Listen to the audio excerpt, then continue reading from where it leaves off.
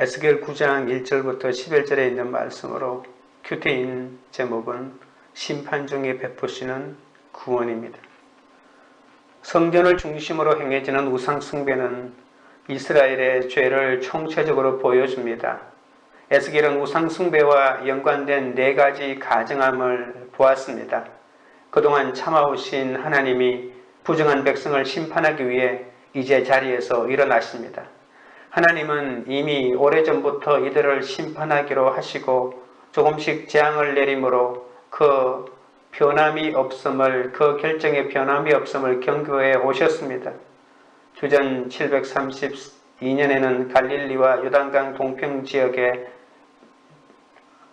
아수르로 넘어가고 주전 722년에는 사마리아와 북왕국이 완전히 멸망하여 포로로 끌려갑니다. 하지만 이런 하나님의 경고에도 불구하고 유다는 자신들에게는 이런 재앙이 오지 않는다고 여기며 계속해서 악을 행하고 있습니다. 역사로부터 배우지 못하고 말씀으로도 배우지 못하는 유다에게 마지막 남은 것은 심판밖에 없습니다. 과연 이들에게는 이제 살 소망이 전혀 없는 것일까요? 첫째로 큰 소리로 외쳐 이르시되 부분입니다. 1절입니다. 또 그가 큰 소리로 내게 외쳐 이르시되 이 성읍을 관할하는 자들이 각기 죽이는 무기를 손에 들고 나오게 하라 하시더라. 8장 마지막 절에서 하나님은 이스라엘 백성들이 아무리 미친 듯이 울부짖는다 해도 어떤 긍휼도 보여주지 않겠다고 맹세하십니다. 에스겔은 그 맹세가 끝나자마자 성전을 관할하는 자들을 부르시는 하나님의 큰 소리를 듣습니다. 그들은 죽이는 무기로 완전 무장하라는 하나님의 명령을 받고 나오게 됩니다. 그들은 본래 성전의 수호자였으나 성전이 우상으로 가득해지니 심판을 수행하는 자들이 됩니다.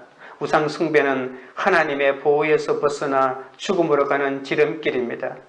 성읍을 관할하는 자들이라고 불리지만 정확한 뜻은 성읍의 처형자들입니다. 재판 법정에서 판사가 피고에게 선고를 내리면 선고에 따라 집행하는 일을 하는 자들이라고 하는 사전적인 의미가 있습니다. 이 사형 집행자들은 자신들의 사명을 다하기 위해 멸망의 도구라는 뜻을 가진 죽이는 무기를 들고 다닙니다. 이 죽이는 무기는 예레미야서 51장에서는 전쟁용 철퇴라고 하니까 칼보다는 새로 만든 곤봉 같은 것입니다. 2절 상반절입니다. 내가 보니 6사람이 북향한 윗문길로부터 오는데 각 사람의 손에 죽이는 무기를 잡았고 6명의 성읍의 처형자들은 북쪽으로 향한 윗문길로부터 성전으로 들어옵니다. 에스겔은 이 문에서 질투의 우상을 보았다고 말씀하셨죠. 또한 이 북쪽은 바벨론군이 이스라엘을 침략할 때 쳐들어오는 방향이기도 합니다. 이 죽음의 사자들은 예루살렘을 멸망시킬 바벨론군을 상징합니다. 에스겔은 주의 백성을 죽이는 사자들이 인간인지 천사인지 밝히지 않습니다. 다만 에스겔은 하나님의 명령대로 움직이는 사자들의 정체는 관심이 없습니다. 오로지 이 사자들이 하는 일에 집중합니다. 사형을 집행하는 자들이 인간이든 천사이든 상관없이 하나님의 백성이라고 자부하던 이스라엘이 드디어 무자비하게 죽게 된다는 것입니다. 성경에서 파괴하는 일은 보통 천사들이 도맡아 했습니다. 하나님이 이렇게 예루살렘을 향하여 심판을 선고하자 6명의 사자가 죽이는 무기를 휘두르기 시작한 것입니다. 온 도성을 지나며 사람을 죽이는 천사들의 모습은 출애굽 당시 벌어진 6월절의 죽음이 떠오릅니다. 애굽 사람들에게 행해진 10번째 재앙에서 죽음의 천사들이 애굽 사람들의 장자들을 죽이면서 지나간 것과 같이 이번에 또 사형 집행자들이 지나갑니다. 그러나 이번에는 그 심판의 대상이 이방인들이 아니라 바로 주의 백성인 이스라엘입니다. 예루살렘 주민들 사이에 있는 의인들도 하나님의 심판을 멈추지 못합니다. 겨우 자기 생명만 부지할 뿐입니다. 2절 하반절입니다. 그 중에 한 사람은 가는 베옷을 입고 허리에 서기관의 먹그릇을 찼더라. 그들이 들어와서 노제단 곁에 서더라. 성읍을 보호하는 자들이 오히려 이제 주민들을 죽이게 됩니다. 게다가 죽음과 삶의 비율이 6대 1입니다. 살아남은 자들보다 죽는 자들이 더 많습니다. 그러나 6명이 사람들을 죽이러 나가기 전에 하나님께서 한 걸음 먼저 살리고자 하시는 사람들이 있습니다. 이 6명의 사형 집행자들 사이에 7번째 사람이 등장합니다. 그는 모시로 만든 가는 베옷을 입었습니다. 가는 베옷은 제사장 옷을 만드는 데 사용하는 옷감입니다. 천사들이 입는 옷의 재료이기도 합니다. 6사람이 죽이는 무기를 가진 것과 달리 이 사람은 허리에 서기관의 먹그릇을 차고 있습니다. 이 먹그릇은 보통 애굽에서 만든 것인데 붉은색, 검은색 두 가지 먹물을 담아두는 움푹 파인 곳이 있는 일종의 바레트입니다. 여기에다 펜대, 조그만 칼, 종이나 가죽 조각 등 필기도구를 담아다니는 통인데 보통 짐승의 뿔로 만들었습니다. 6명은 각자 손에 무기를 들었고 또 한 사람은 허리에 서기관의 먹그릇을 찼다고 합니다. 질투의 우상이 서있던 북향만 문으로 들어와 우상에게 제물이 바쳐지던 노제단 곁에 섭니다. 이처럼 심판은 우상을 섬기는 곳에서부터 시작됩니다. 하지만 하나님을 버리고 돈과 쾌락과 성공 우상을 섬기는 자는 영적인 기가 먹어 말씀을 듣지 못하기 때문에 이 심판에서 피할 수 없습니다. 성전에서부터 시작되는 심판의 소리를 듣고 피할 자가 바로 누구이겠습니까? 적용 질문 드립니다. 오늘 내가 들어야 할 심판의 큰 소리는 무엇입니까? 현재 내게 찾아온 사건이 내가 말씀을 버리고 세상 우상을 섬긴 죄 때문임을 인정합니까? 둘째는 이마에 표를 그리라는 부분입니다. 3절, 4절입니다. 그룹에 머물러 있던 이스라엘 하나님의 영광이 성전 문지방에 이르더니 여호와께서 그 가는 베옷을 입고 서기관의 먹그릇을 찬 사람을 불러 여호와께서 이르시되 너는 이스라엘 성읍 중에 순행하여 그 가운데에서 행하는 모든 가증한 일로 말미암아 탄식하며 우는 자의 이마에 표를 그리라 하시고 이제 하나님의 영광이 그룹 사이에서 떠오릅니다. 그룹은 금으로 조각해서 서로 얼굴을 마주보는 형태로 언약궤의 양쪽 끝에 있는 언약궤 덮개의 일부분으로 크기가 4.5m나 됩니다. 여호와의 영광이 보좌가 놓여있던 언약궤 위에 떠올라 성전 문지방으로 이동하는 것은 에스겔에게 불길한 의미를 줍니다. 하나님의 영광이 예루살렘 성전을 떠날 준비를 하고 있습니다. 여호와께서 예루살렘에 대한 통치를 중단하고 이 도성을 떠날 수도 있다는 것입니다. 하나님의 영광이 떠난 성전은 더는 거룩한 장소도 아니고 성전을 찾는 사람들에게 피난처도 될 수 없습니다. 에스겔은 하나님의 영광이 이동을 통해 예루살렘을 버리는 모습을 자세하게 보여줍니다. 하나님은 성전과 예루살렘을 버리십니다. 하나님의 영광이 10장에서는 완전히 성전 주변을 벗어난다는 장면이 나옵니다. 심판과 파괴와 성전이 더럽혀지기 전에 하나님께서 먼저 떠나십니다. 더는 이 백성과 함께하지 않습니다. 성전이 파괴되고 더러워져도 하나님은 이제 자신이 성전을 떠났기 때문에 아무런 상관이 없습니다.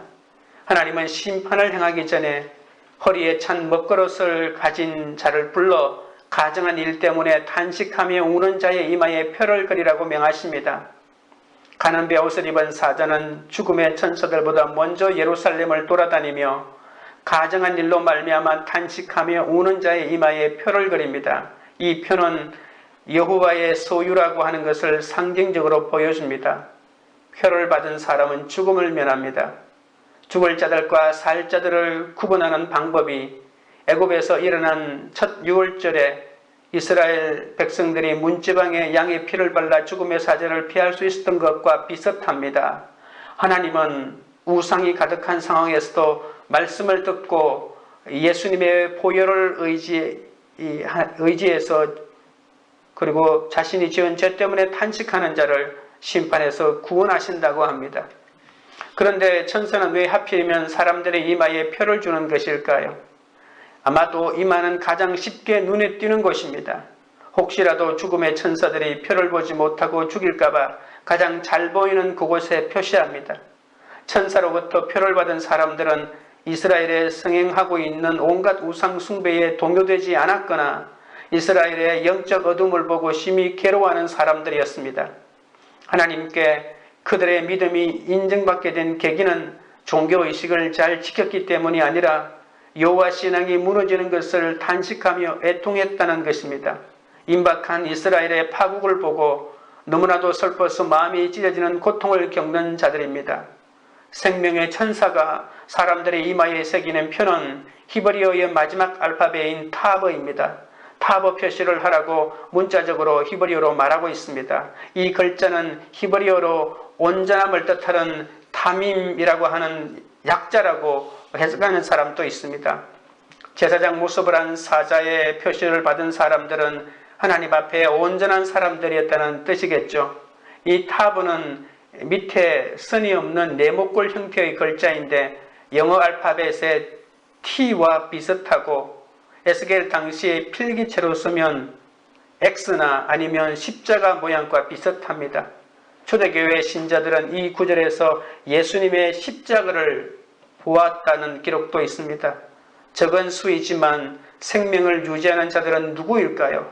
정확한 정체를 알 수는 없지만 확실한 것은 단순히 결백하거나 순수한 사람들이 아니라 예루살렘의 죄에 대해서 슬퍼하고 탄식하는 자들입니다. 의로운 슬픔과 탄식에 휩싸인 사람들에게 하나님의 구원이 임합니다. 하나님의 백성은 아무리 절망적이고 암울한 시대라도 보이지 않는 곳에서 주를 사랑하는 성도들이 있음을 의식하고 위로를 얻을 수 있습니다. 5절부터 7절입니다. 그들에 대하여 내 귀에 이르시되 너희는 그를 따라 성읍 중에 다니며 불쌍히 여기지 말며 긍휼을 베푸지 말고 쳐서 늙은 자와 젊은 자와 처녀와 어린이와 여자를 다 죽이되 이마에 표 있는 자에게는 가까이 하지 말라. 내 성소에서 시작할지라 하시매 그들이 성전 앞에 있는 늙은 자로부터 시작하더라. 그가 또 그들에게 이르시되 너희는 성전을 더럽혀 시체로 모든 뜰에 채우라. 너희는 나가라 하시매 그들이 나가서 성읍 중에서 치더라. 여호와께서는 죽음의 사자들에게 사람들을 쳐서 죽이되 그들을 불쌍히 여기지 말고 가엾게 여기지도 말라고 하십니다. 여섯 천사가 죽일 자들은 노인과 젊은이와 처녀와 어린이와 부녀들을 모두 포함합니다. 지금 하나님은 성전을 버리고 계십니다. 거룩한 전쟁 말입니다. 이스라엘의 전통 가운데 성전이 있습니다. 이스라엘이 적군과 싸울 때 하나님이 앞장서서 적군을 물리쳐 준다고 합니다. 전쟁을 시작하기 전에 모든 군대가 큰 소리로 여호와여 일어나소서라고 이렇게 외치면서 하나님이 먼저 싸운다는 것을 설정하고 그들은 뒤따라갑니다. 그러나 안타깝게도 지금 하나님이 버리고 있는 성전의 대상이 이방인들이 아니라 주의 백성들이라는 사실입니다.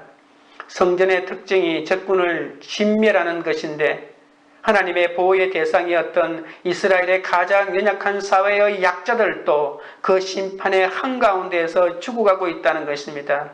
하나님은 어떤 상황에서도 어린아이들과 부녀들과 과부를 살피라고 했는데 오늘 이번 본문에는 그들도 이 심판의 대상에서 벗어날 수 없다고 하십니다. 그러니 그 심판이 얼마나 혹독한지 보여줍니다.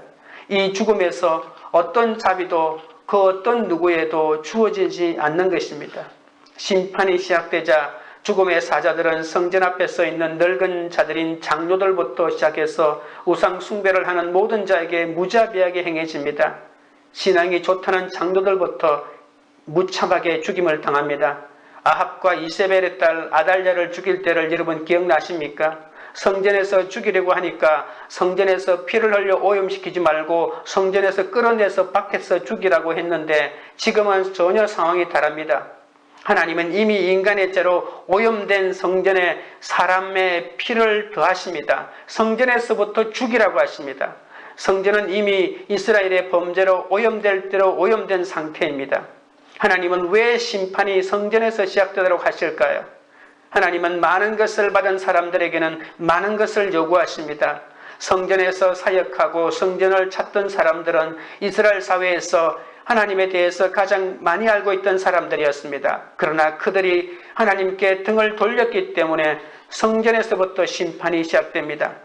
성전에서 사륙을 마친 뒤 죽음의 천사들은 도시로 나가서 남녀노소를 가리지 않고 모두 죽입니다. 다만 생명의 천사가 표시를 해놓은 사람들만 살려둘 뿐입니다.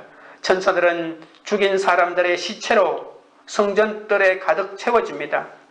부정해진 성전은 더는 하나님이 거하실 장소가 아닙니다. 하나님은 사람을 죽이고 난 다음에 그 모든 시체를 성전의 뜰에 갖다 놓으라고 하시니까 하나님께서는 이미 이 성전은 성전이 아니요 이미 공동묘지에 불과한 것입니다.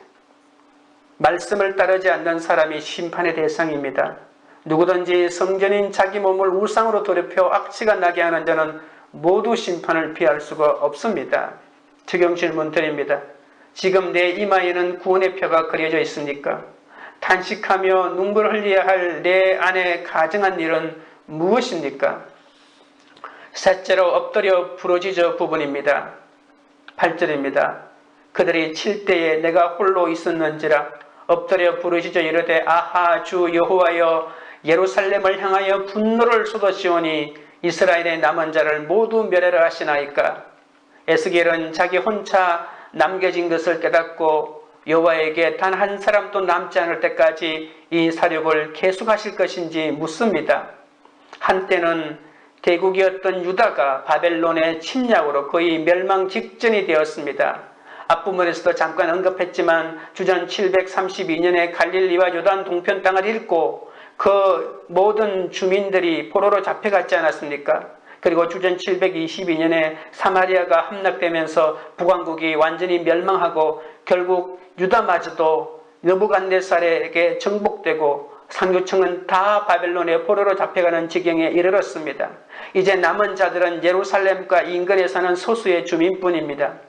에스겔은 죽음의 사자들이 사람을 죽이기 시작하자 땅에 엎드려 하나님께 부르짖어 중보를 시작합니다. 무시무시한 심판만 전하는 선지자, 심지어는 사랑하는 아내의 죽음 앞에서도 어떤 감정을 보이지도 말라는 명령을 따른 사람이었기 때문에 자칫 에스겔을 아무런 감정도 없고 느낌도 없는 로봇처럼 죽음의 심판만을 반복해서 쏟아내는 사람으로 알고 있다면 그것은 에스겔을 오해한 것입니다. 에스겔은 마음이 따뜻한 사람이고 자기 백성을 무척이나 애틋하게 생각한 사람입니다. 이것이 죄인을 향한 주님의 마음이기도 합니다. 우리 목자들이 양육자들에게 지녀야 할 마음이기도 합니다. 9절 10절입니다. 그가 내게 이르시되 이스라엘과 유다 족속의 죄악이 심히 중하여 그 땅에 피가 가득하며 그 성읍에 불법이 찼나니 이는 그들이 이르기를 여호와께서 이 땅을 버리셨으며 여호와께서 보지 아니하신다 함이라. 그러므로 내가 그들을 불쌍히 여기지 아니하며 긍휼을 베풀지 아니하고 그들의 행위대로 그들의 머리에 갚으리라 하시더라. 에스겔은 백성이 행한 모든 가증한 일을 목격했기 때문에 눈앞에서 벌어지는 심판의 현장을 보면서도 할 말이 없었습니다. 그러나 그는 지푸라기라도 잡는 심정으로 홀로 엎드려 하나님께 긍휼을 구합니다. 이와 같이 성도는 어떤 절망적인 상황에서도 죄인의 구원을 위해 부르짖어야 합니다. 그러나 하나님은 에스겔의 눈물 어린 호소에도 이 심판은 피할 수 없는 일이라고 냉정하게 말씀하십니다. 여호와는 심판의 원인을 조목조목 열거하면서 자신의 진도가 정당함을 밝힙니다. 죄악이 심하고 폭력이 가득하고 불의가 차서 하나님께서 이 땅을 버릴 수밖에 없다고 하십니다. 이스라엘이 하나님께 범죄하여 자기 땅과 성읍을 오염시킨 것을 감안하면 이 심판은 절대 가혹하지 않습니다. 특별히 이스라엘은 9절에서 그동안 자신들이 행한 가증스러운 온갖 일을 정당하기 위해서 여호와께서 이 땅을 버리셨으며 여호와께서 보지 아니하신다라면서 자신들이 우상을 섬긴 것을 다 하나님 탓이라고 망언을 합니다. 그러나 심은 대로 거두는 것처럼 이스라엘은 자신들의 행동에 적절한 보응을 받습니다. 여러분, 이스라엘의 초대 왕인 사울을 기억하십니까? 사울이 엔돌에 신접힌 여인을 찾아간 이유를 하나님이 나에게 말씀해 주지 않으니까 내가 찾아갔다고 변명하는 것과 같습니다. 여러분, 성경에는 하나님의 심판에 맞서서 이스라엘의 구원을 간구했던 많은 사람들이 있습니다. 아브라함, 모세, 사무엘, 아모스, 예레미야와 같은 탁월한 중보 기도자들이 등장합니다. 이들은 자신의 행복이 아닌 이스라엘의 구원을 위해 자기 목숨마저도 내놓으면서 하나님의 자비를 구했던 자들입니다. 이들의 피눈물의 기도가 있었기 때문에 하나님께서 여기까지 참으신 것입니다. 그러나 이제는 그 어떤 중보도 하나님이 심판을 취소하거나 약화시키거나 막을 수 없는 절망적인 상황이라는 것을 알 수밖에 없습니다.